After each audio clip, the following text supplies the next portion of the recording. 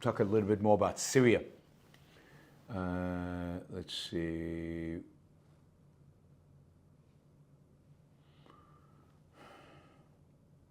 Yeah. Okay, so let's talk about Syria. One of Freeman says one word describes why Turkey triggered the Syrian events. Pipeline. Yeah, unlikely.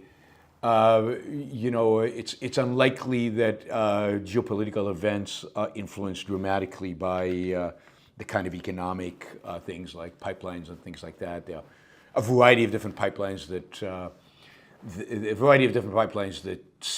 Turkey's engaged in. I don't think this particular pipeline. This is a pipeline that comes up from Saudi Arabia through Jordan and crosses Syria and supposedly could link to Turkey. This pipeline would then link Turkey, would link the Saudi Arabian natural gas with Europe and provide a real substitute for Russian natural gas. It would be a real profit center for Turkey. But I'm very skeptical if that's the primary motivation. This has much more to do with Erdogan's ambitions for the Middle East, his interest in becoming the dominant player in the Middle East, his interest in replacing Iran as the dominant player as Iran kind of fades, from the scene. Yes, the pipeline starts in Qatar, goes through Saudi Arabia, up Jordan, and the final link was going to be within Syria to Turkey, and then the pipeline from Turkey to Bulgaria into Europe already exists. But that final link was being prevented by the Assad regime, and now supposedly it will go into press. But, I don't buy these kind of economically driven reasons for war. Yeah, it's a factor, but it's not the major factor. The major factor has much more to do with ideology, has much more to do with big kind of regional ambitions, has much more to do with the fact that Hezbollah was no longer a force, much more to do with the fact that Turkey felt that it could now assert itself because Iran had been shown to be a paper tiger by the Israelis. Much more to do with these factors than any pipeline, right? Much more to do with the factors that they wouldn't have done it 6 months ago, they wouldn't have done it a year ago because they couldn't have pulled it off. The only reason they did it now is they saw an opening where Hezbollah had been weakened dramatically. They saw an opening where the Iranians were weakened dramatically and shown to be paper tigers, and they saw an opening for them to assert themselves as the regional power in the Middle East, in that sense replacing the Iranians and forming kind of a Sunni coalition around that. Now, how that works out for them, we'll see. But that is clearly Erdogan's motivation, and the timing is clearly being dictated by what Israel did to Hezbollah and what Israel did to Iran. And talk about what Israel is doing. I think the story right now coming out of Syria, while I think there's a lot of jockeying in Damascus and among the different groups and trying to figure out what governance is going to look like in Syria going forward, there's a lot of kind of cleanup operations of these insurgent groups all over Syria. There's still a lot of kind of Syrian army units that are being abandoned by their military commanders, that are just wandering around in the desert in different places, but that are slowly surrendering, and the different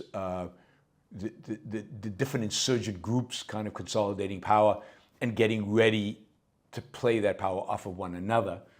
I think what Israel is doing is fascinating. Israel is basically Israel. What Israel is doing is it is dismantling the war capabilities of the Syrian state.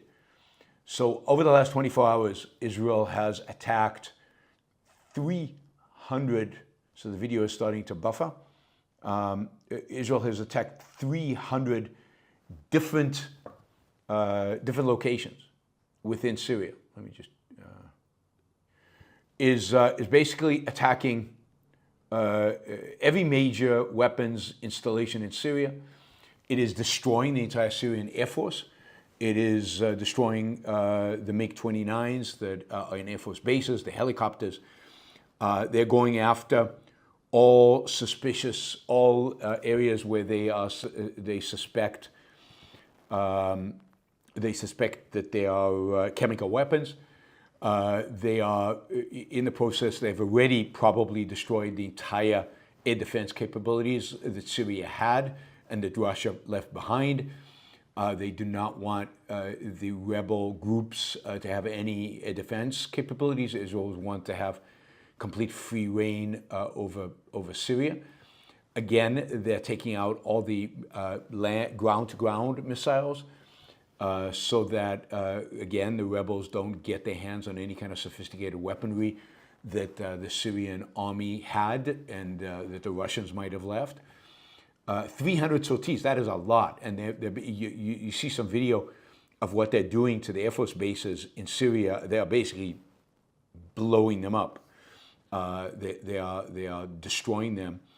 And massive explosions all over Syria. Also, Israel is taking this opportunity to, make clear to Hezbollah that they will now be able to rearm. That is, they're blocking entryways into Lebanon. They're destroying any facility that might have looked like Hezbollah. And again, Israel's been doing this to some extent for months now. They've been bombing in Syria with quite a free hand, but now the gloves are off, and they're just going after everything that they think elevates the capacity of the rebel forces to wage war. They're fine with the primitive weapons that the rebels have that made it possible for them to overrun the Syrian army. What they don't want is any kind of weapons that will allow them to launch missiles into Israel, any kind of weapons that allow them to pose an actual threat on the Golan Heights. I wouldn't be surprised if they're taking out tank corps, basically taking out anything that poses a sophisticated military threat to Israel. In addition, as we talked about yesterday or the day before, whenever it was, Israel is taking land. It has taken the Hermon mountain, which is the highest point south of Turkey. I think it's the highest point in the Middle East. It is a strategic point. It's taken. Israel has a base in the Hermon, but the one that's higher up even, that is more strategic, is being a Syrian base. They've taken that.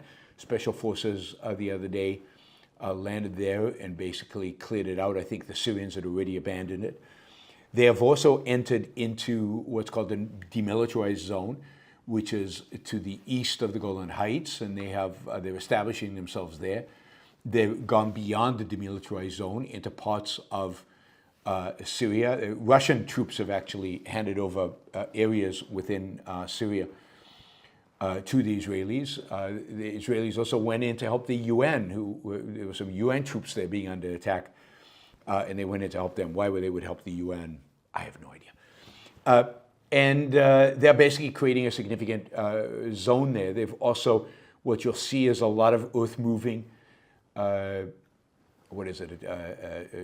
tractors, and I don't know what the names of all the different vehicles are, but they're basically building massive defensive trenches along inside Syria so that none of these elements can get close to the Israeli border. And they're being very, very, very aggressive about this. It is basically they're figuring that as long as there's chaos, as long as there's anarchy within Syria, as long as there's no Syrian government that is being recognized by the rest of the world, they have free reign to do what they want in Syria without getting any kind of international pushback. So now is the time to act, and good for the Israelis for actually doing it. They are not going to try, I don't think, to figure out who should lead Syria. I don't think they've got a stake in that. I don't think they have much influence there, although they could, right? They could weaken the worst parties. But they want to make sure that whoever rises will not pose a threat to Israel. And this is great. And so far, I think the international community, and so far kind of nobody has yet criticized them in terms of that. So yeah, it's going to be interesting to watch what happens in Syria.